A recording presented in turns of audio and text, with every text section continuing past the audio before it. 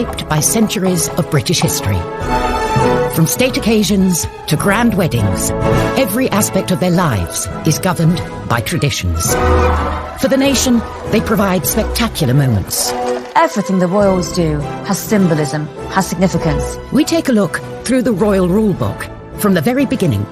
The traditions of birth. We have this tradition of royal women coming out of hospital, having just given birth, carrying the baby, having to look all happy. We examine the traditions of marriage. It was always a sort of belief that the prospective bride had to be a virgin. Diana obviously proved to be the ideal virgin. And those of grand state occasions. My lords and members of the House of Commons. The Queen does not come to the Commons. The last time a monarch came to the Commons was Charles I, and he rode his horse into the Commons and tried to arrest 5 MPs.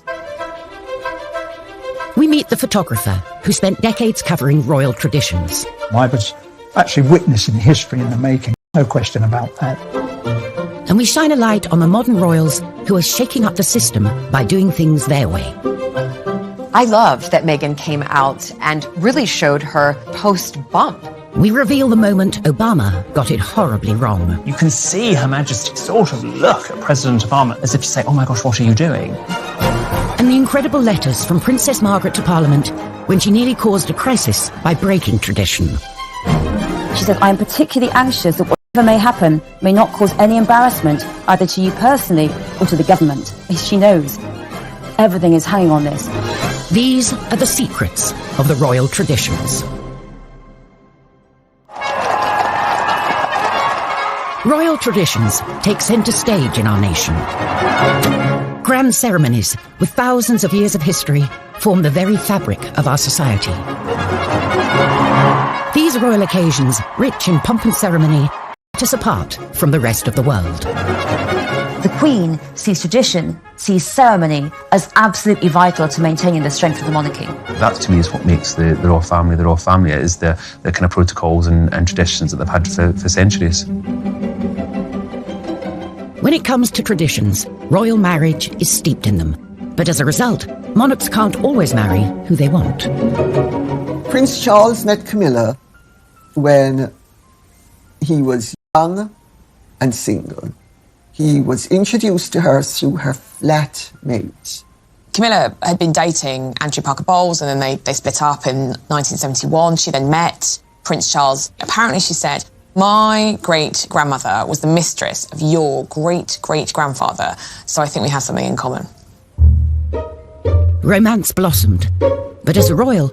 That whomever he married, who would be the next Queen of England, had to be a member of the nobility and had to be whiter than white. There was a sort of general belief that the heir to the throne should marry a virgin.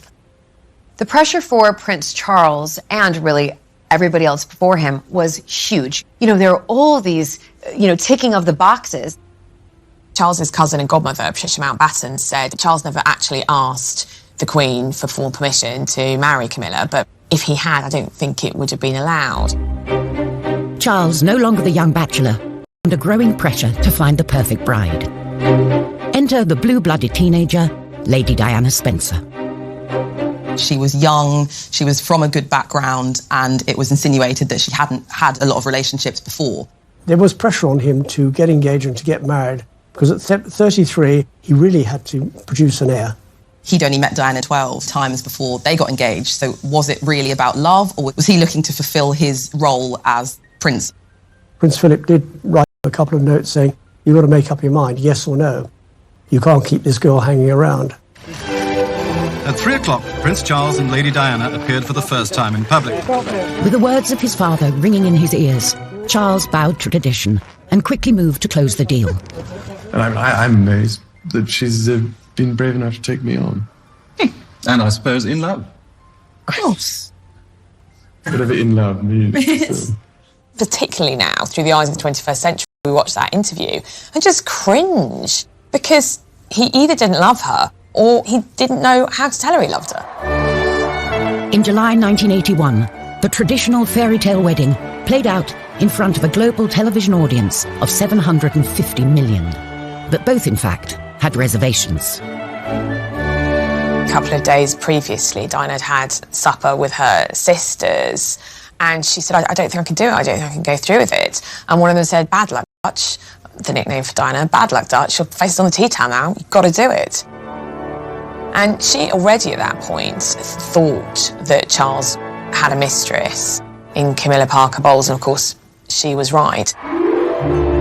Tradition, which brought the two of them together, was not enough to save the marriage, which ended in separation in 1992 and finally came to a close in 1996 with divorce. The traditional way of doing things just didn't work. If Charles had been allowed to sort of pursue who he wanted and marry who he wanted, it would have saved Diana a lot of heartbreak, and it would have saved the whole family a lot of heartbreak.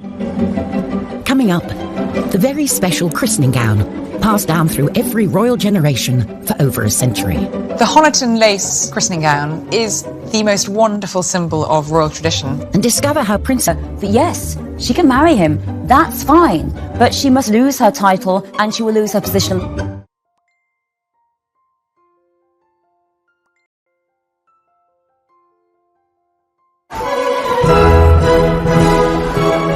Royal traditions.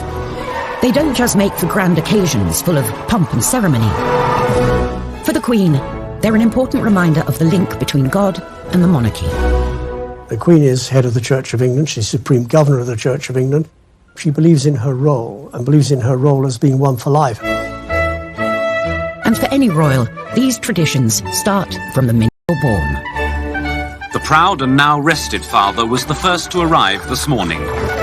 One wing of a hospital in West London has become synonymous with royal traditions when it comes to births. Prince George was born at the Lindo Wing, where his father was born and his uncle was born, and so many other royal babies have been born. Kent Gavin covered every Lindo Wing photo call for over 35 years, starting with Prince William. Well, we went down there, anything up to, I think it was about 2 weeks prior, because we weren't exactly sure of the date. Police had to put barriers up, and the roads were sealed off, and we used to chain our step ladders so that they could not be moved, and you wrote your name bit on felt, Kent Gavin, Daily Mirror, or whatever it was. Less than 2 days after arriving here, Prince, Princess and baby Prince emerged to the cheers of the crowd. It was over in minutes, everybody shouting and screaming, but of course it was front page pictures. Kate and William carried on the tradition of the photo call on the steps of the Lindo Wing, whilst paying tribute to the past. We saw some lovely symbols that harked back to Charles and Diana. When Prince Louis was born, she wore that red dress, and quite similar to what Diana chose, coming out with Prince Harry. So there are nods to what has gone before, tradition-wise. The Duchess looked somewhat tired, but very happy, in a beautiful red dress and high heels. I mean, we have this tradition now of women, royal women, coming out of hospital, having just given birth, carrying the baby, having to look all happy.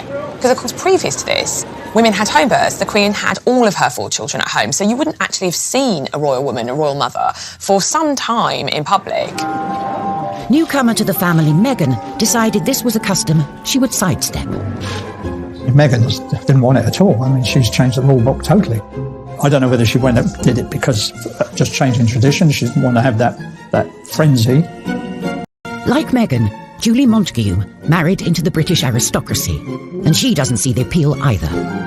Listen, I've had 4 children. I can't imagine having to give birth and then have hair and makeup done, put on a dress and a parentage. The Sussexes chose a much calmer photo call, with just one photographer in the comfort of Windsor Castle, with a more natural feel. I loved that Meghan came out and really showed her, her post-bump. Your stomach does not go right back in 2 days later. It takes a lot of time. So I think for women all around, it was a breath of fresh air to see her come out and look like that. Perhaps this modern tradition of showing the baby within days of being born can be traced back to a curious incident in the 17th century, during the warming pan scandal. In 1680, there were wild rumours that James II and his wife, Mary of Modena, had not actually had a child. James II was hated because most of the country was Protestant and he was Catholic.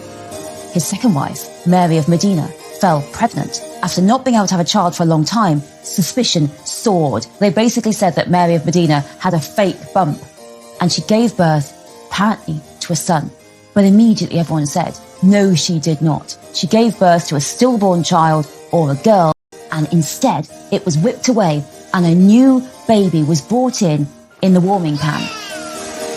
And this was a huge scandal. No one believed that the baby was real, and as a consequence, James was pushed off his throne, and in came the tradition that every royal birth after that had to be witnessed by a senior member of the government to assent that the baby was truly royal.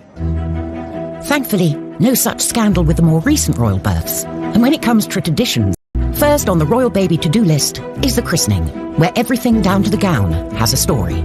So the Honiton lace christening gown is the most wonderful symbol of royal tradition when it comes to royal babies. It was the christening gown that Queen Victoria and Prince Albert had made for their first child, Princess Victoria, for her baptism in 1841. Made of fine lace from Honiton in Devon, it was used as the christening gown for every king, queen and minor royal for 163 years, including our current queen, for her christening in 1926,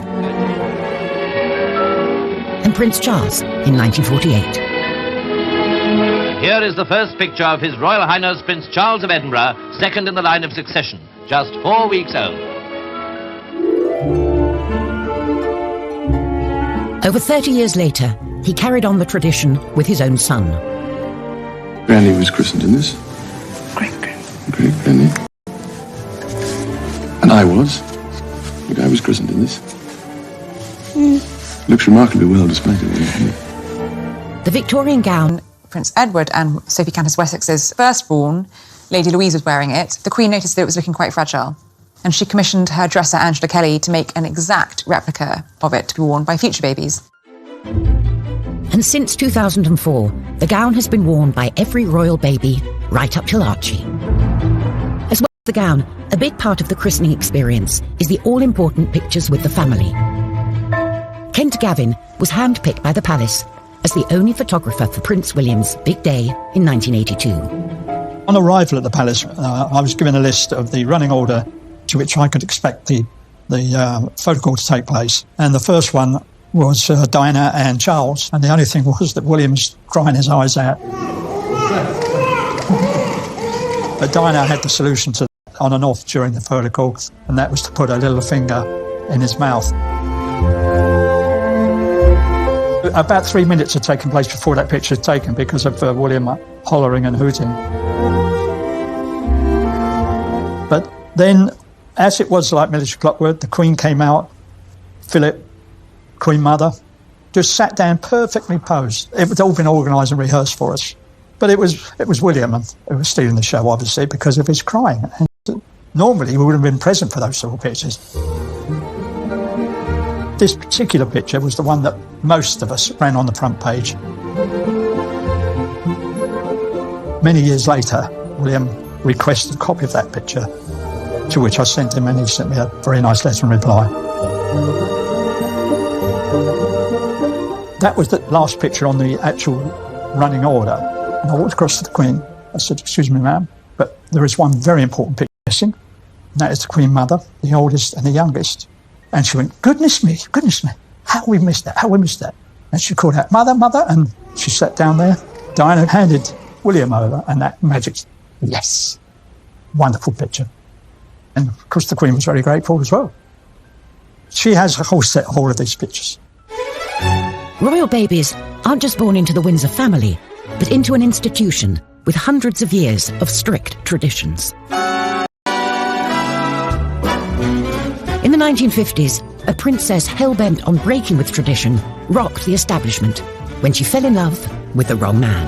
When Princess Margaret was a young woman, she fell hopelessly in love with a member of the household, the equerry to her father, Group Captain Peter Townsend. He'd been a war hero, he was handsome, he was charming, but he was divorced. In 1953, Townsend proposed to the 22-year-old Margaret. But by law, as a member of the royal family under 25, Margaret needed the Queen was forced to make very difficult decisions with her own sister. As head of the church, the Queen felt she couldn't sanction the marriage. She asked Margaret to wait for 2 years, as at 25, the matter would then be up to Parliament. They knew that there was every likelihood that if they bought time, they might be able to sabotage Margaret's relationship with Townsend. But years later, the tradition-breaking couple are still together, and the relationship becomes a constitutional issue. Kate Williams is at the National Archives with files relating to the case, which remain top secret for 50 years. Princess Margaret's 25th birthday really begins this panic and this crisis in government. This letter is amazing. It's written by Margaret on August the 15th from Balmoral, about a week before she turns 25. She's writing to the Prime Minister and she says, I'm going to tell you of any personal plans for the next few months. She says, I am particularly anxious that whatever may happen may not cause any embarrassment either to you personally or to the government. She knows everything is hanging on this. My birthday on August the 21st, it will encourage every sort of speculation about the possibility of my marrying Group Captain Peter Townsend. She says, I'm not going to see him over my birthday, but in October, I shall go to London. It is only by seeing him in this way that I feel I can properly decide whether I can marry him or not. The Queen knows I'm writing to you, but no one else does. This is a secret letter from Princess Margaret to the Prime Minister saying, this is what's going to happen. With the threat of this possible marriage very real, the government sprung into action. This letter is from the Cabinet Secretary, Norman Brooke, and it's written the day after her birthday, and it is advising the Prime Minister on what to do next. And he's saying, I am quite clear that this is not a matter for the Prime Minister alone, and crucially, it's not just the British government, it has to be the other Commonwealth governments. They all have to be consulted, and they all have to agree. With the seemingly impossible task of gaining Commonwealth consensus, the government set harsh conditions for Margaret. They say to her that yes, she can marry him, that's fine, but she must lose her title and she will lose her position on the civil list. So with absolutely no money or no status whatsoever, she really will be completely excluded. For Margaret, just 25, the cost of what she would lose by breaking with tradition was just too much. I would like it to be known that I have decided not to marry Group Captain Peter Townsend. For a princess, love is not straightforward in the 1950s. It becomes about politics, about religion, and about society itself. These days, divorce is no longer a reason for royals not to marry. For however, are still full of traditions. And the Victorians are responsible for a fair few. Queen Victoria chose to wear a white wedding dress, a tradition that has passed down through the generations. Up until then, royals and indeed commoners generally tended to wear coloured dressings. And the couple chose to have a wedding cake which had a topper on it with figurines of the bride and groom. There's a traditional role for the bouquet too. Their eldest daughter set another tradition when she picked some myrtle from Osborne House for her wedding bouquet. And again, it's something we've seen with both William and Kate and Harry and Meghan. The Queen Mother started her own tradition when she put her wedding bouquet on the grave of the unknown soldier in Westminster Abbey. Obviously, she lost her brother in World War I, so she was probably thinking of him. Traditionally, the royals marry in abbeys and cathedrals, like St. Paul's or Westminster. Charles and Camilla were forced to choose a more humble venue. Both Charles and Camilla wanted to have a civil service at Windsor Castle, but they were slightly dismayed to find out that if they had been granted a wedding licence by the local council, that means anyone could apply and get married at Windsor Castle for the next year.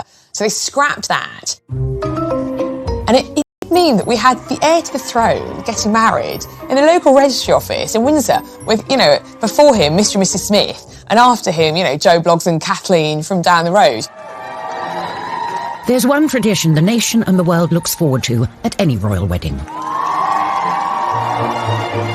The wedding kiss, of course, is iconic nowadays. So many people will be surprised to know that, in fact, there have only been 3 royal couples who've kissed on the balcony at Buckingham Palace.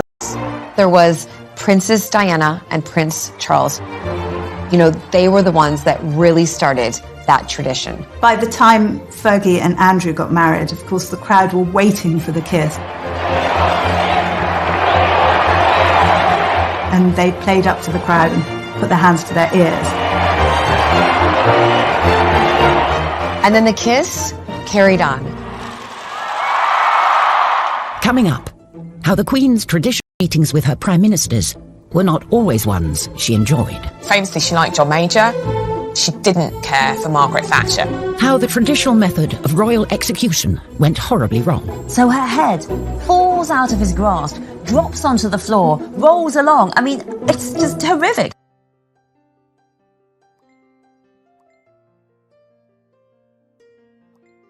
British history. For 67 years, she's been front and centre at every ceremonial event, from trooping the colour to state opening of Parliament. If the Queen were a stick of rock and you cut it through, you would read duty written on her insides. As head of state, it's the Queen who has to give final sign-off before any Act of Parliament can become law. And every year since 1952, she's travelled to Westminster to read out the legislation of her government, missing the event just twice, when she was pregnant with Prince Andrew and then Edward. State opening of Parliament, it's absolutely full of tradition, but each of the traditions means something. So, for example, the Queen does not come to the Commons. The Queen is not allowed in the Commons. She's only allowed in the House of Lords. The Commons is for the Commons. It's for the elected parliamentarians, and the Lords is for the appointed parliamentarians. My Lord, pray be seated.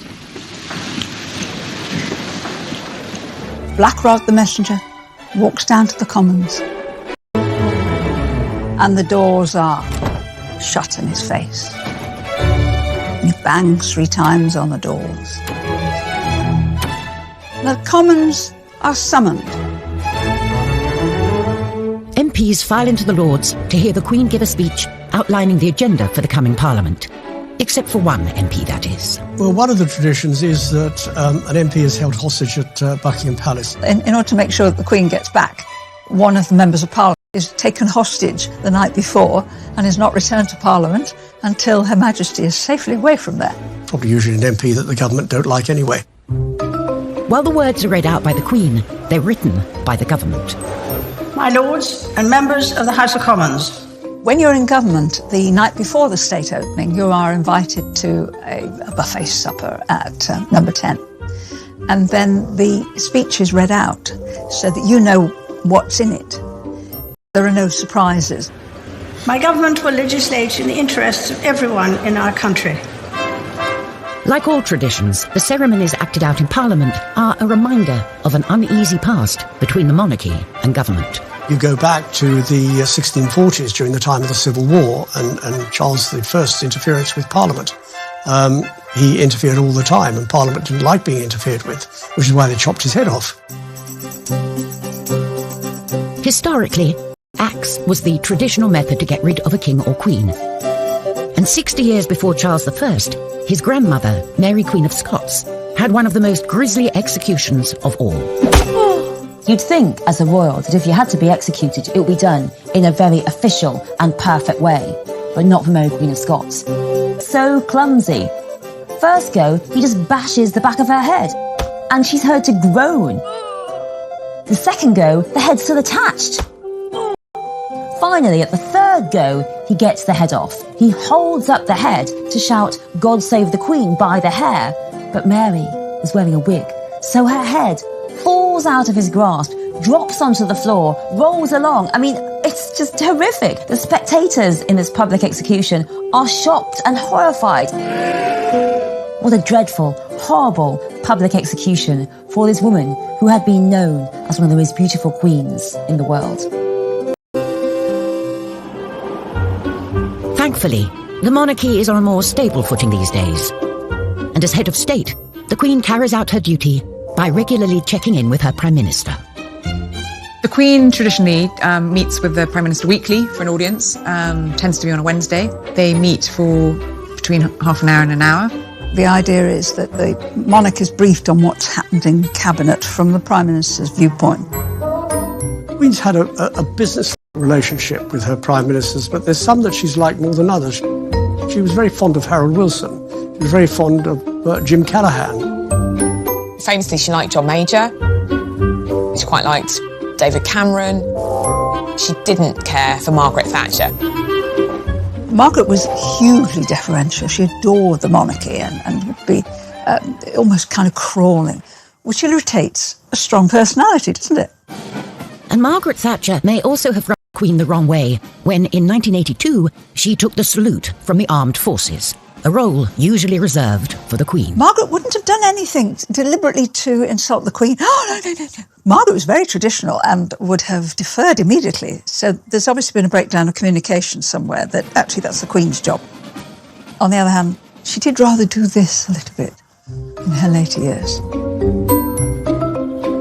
While the rest of Parliament is on their summer break, the Queen hosts the Prime Minister in a supposedly relaxing gateway in the Scottish Highlands. Every year, again, another tradition, every Prime Minister is invited to a long weekend at Balmoral where the Queen spends every... He's wearing a wig, so her head falls out of his grasp, drops onto the floor, rolls along. I mean, it's just horrific. The spectators in this public execution are shocked and horrified.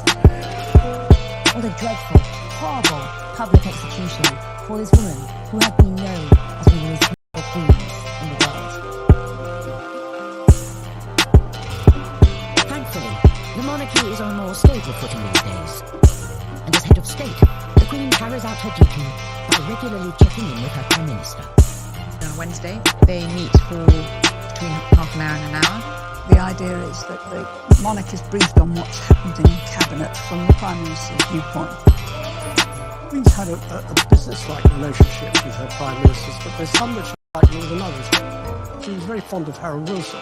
She was very fond of Jim Callaghan. Famously, she liked John Major. She quite liked David Cameron. She didn't care for Margaret Thatcher. Margaret was hugely deferential. She adored the monarchy and would be almost kind of crawling, which irritates a strong personality, doesn't it? And Margaret Thatcher may also have rubbed the Queen the wrong way when, in 1982, she took the salute from the armed forces, a role usually reserved for the Queen. Margaret wouldn't have done anything deliberately to insult the Queen. Margaret was very traditional and would have deferred immediately. So there's obviously been a breakdown of communication somewhere that actually that's the Queen's job. On the other hand, she did rather do this in her later years. While the rest of Parliament is on their summer break, the Queen hosts the Prime Minister in a supposedly relaxing gateway in the Scottish Highlands. Every year, again, another tradition, every Prime Minister is invited to a long weekend at Balmoral where the Queen spends... The sitting Prime Minister of the day will very often go up for a long weekend with their husband or wife and spend time with the Queen out there. Tony Blair and Cherie hated it. Cherie talks of being really embarrassed about the servants at Balmoral unpacking all of your bags and you're putting all your clothes away. And I think she famously said that she didn't want to pack contraception because she was so worried about them seeing it in her bags. And I think that's where their youngest son, Leo, was conceived. You know, there's a wonderful story about Tony Blair, the first time he was really talking to Prince Charles as he was Prime Minister. I was saying, what do you want us to call you? And Charles just looked down his nose at him and said, you call me Sir. From garden parties to public engagements, between them, the royals meet thousands of subjects every year. Protocol helps ease the encounters and avoid awkward moments for either side. Etiquette and protocol is important for the royal family because it tells people what to do. With the Queen, you would say Your Majesty, followed by Ma'am, and yes, it's Ma'am as in ham, not Ma'am as in farm. And with any other member of the royal family, it would be Your Royal Highness, followed by Sir or Ma'am. If you're a British subject lucky enough to meet the Queen, you're expected to bow if you're a man and curtsy if you're a woman. Now, for men, it is not a bow from the waist at the end, like you would do at the end of a stage show. Now, for ladies, you would do a curtsy. You keep your hands by the side, as straight back, one foot behind the other, and just a gentle bob at the knees. You don't need to do a terribly deep, grand court curtsy, like Theresa May or Margaret Thatcher did. Totally fine 80 to 100 years ago, but today, just a small curtsy will do.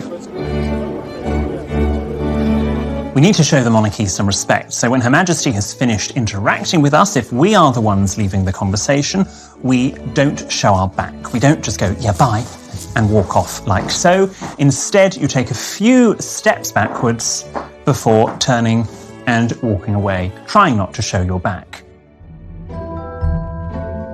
Sometimes even world leaders get protocol wrong, as President Obama demonstrated when he spoke over the national anthem during an embarrassing moment in 2011. Her Majesty, the Queen. So President Obama has asked everyone to stand up. So far, so good. He says the words, Her Majesty the Queen. That's all he needs to say. Remember, it's a toast, not a speech. And then, just in that slight pause, For the vitality of the special relationship. The musicians start playing God Save the Queen. You can see Her Majesty sort of look at President Obama. To this blessed plot, this earth, this realm.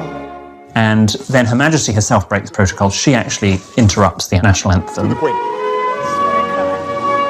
And says, oh, that was very kind, thank you. So she deliberately breaks with the etiquette in order to be more well-mannered.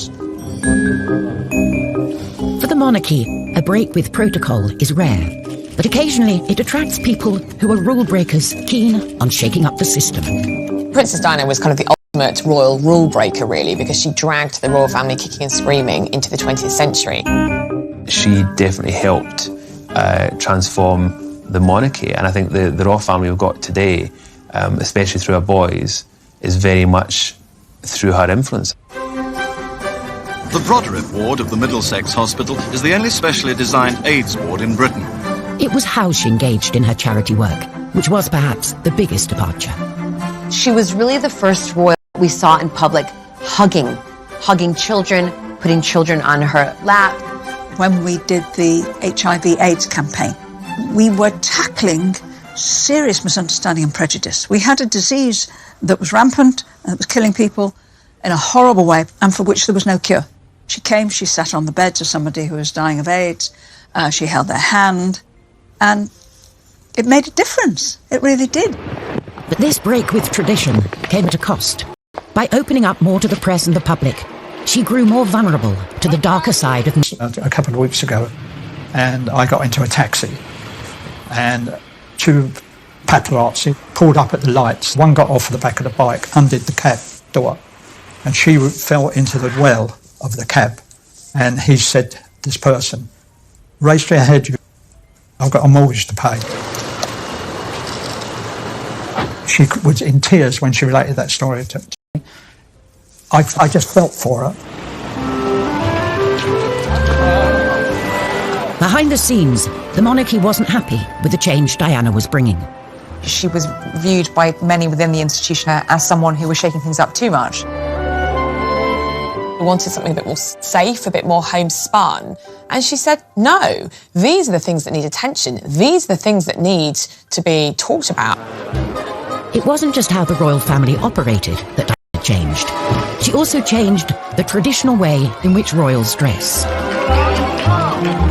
Designer Jacques Azaguri played a vital role in moving Diana away from traditional royal dress and transforming her into one of the biggest fashion icons on the planet. I was always excited to see her step out into my dresses. There was just something about her wearing my dresses, you know, the Princess of Wales. Also, the process leading up to her wearing that dress was always so friendly, so comfortable and exciting. This is one of the first times that she kind of went a little bit modern. It was, I'd say, probably about 4 inches above the knee, which for a princess was very, very short. Red was one of her strong favourites. As you notice, it had a little opening down the front. She wanted to actually wear it to there, showing a little bit of midriff. Of course, we didn't allow her to. Another famous dress Diana wore during an important night in 1995, where she smashed a vengeful fist through every conceivable royal protocol. It was the night of the bombshell Panorama interview, in which she made a series of startling claims, including, "There were 3 of us in this marriage." She called me actually 2-3 nights before the interview was going to go live, and she says, I need a dress. I've done an interview. I haven't said anything wrong, and I'd like to wear something really stunning and sexy. And I took 3 black dresses from the shop, because, you know, the royals are not usually able to wear black unless it's for mourning. But of course now she could wear any colour she wanted. We unzipped them out of the bag, And straight away she said, that one. And she wore this, attending, and again, the décolleté on here was very low for the time. Her birthday was coming up in July, and that's where we come to the birthday dress here. She was meant to be wearing another dress for the Tate centenary, but I think, as a thank you to me, she actually wore this dress. This was Diana on her 36th birthday. It was really a time of her breaking away from her past, really, the traditions, the royal protocol, and moving on with life as she really wanted to live it. And sadly, that was the last time she was seen in public with, you know, a full evening gown.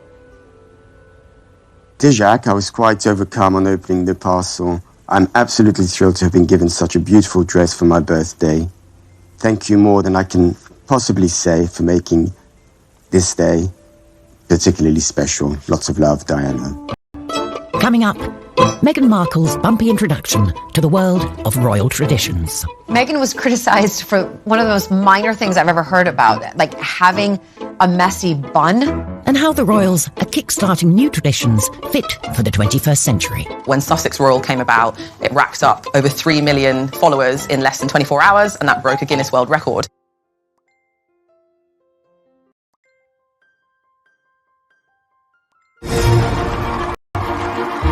The British monarchy. For over half a century, through change and challenge, they've kept alive traditions celebrating our collective past. The Queen has been the absolute constant. She's lived through the swinging 60s, the miners' strike, the social media age, and she's still here. Now it's up to a new generation to bring the monarchy forward. Meghan Markle is one of the most talked about modern royals. Since her introduction to the royal family in 2016, the headlines have been full of stories of her breaking traditions. Listen, Meghan comes from California, you know, sort of really the land of the free. And then all of a sudden having to move over to this country, marry into the royal family. There's a lot of rules and really regulations that she has to follow.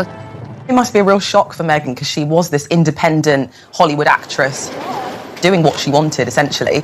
And now something as innocuous as her closing a car door, headlines around the world. She's closed her own door. Oh, my God. Meghan was criticized for one of the most minor things I've ever heard about, like having a messy bun. I mean, honestly, please find something else, because I actually thought that messy bun was really cool. Meghan shouldn't have worn black nail varnish. I mean, honestly, there is no protocol on what colour nail varnish. If anyone's criticising Meghan for not wearing tights, let me tell you something. Sarah Ferguson, Duchess of York, didn't wear tights.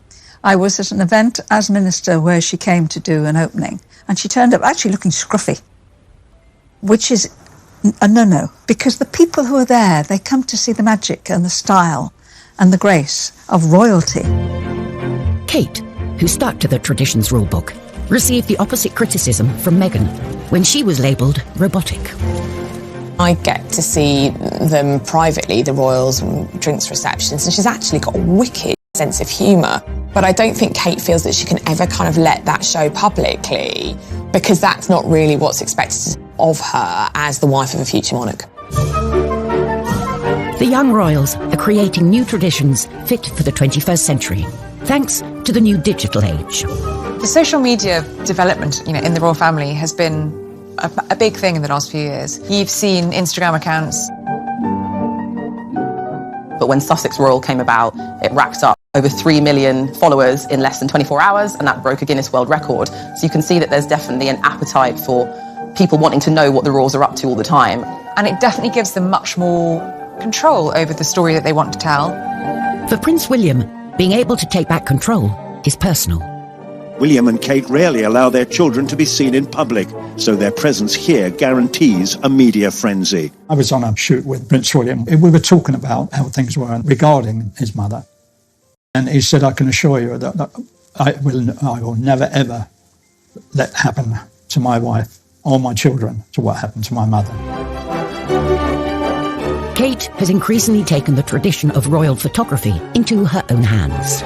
The royals are issuing and controlling their own images. I'm not on about the public events, I'm on about the birthdays or the special event. You get these lovely pictures that Kate issues.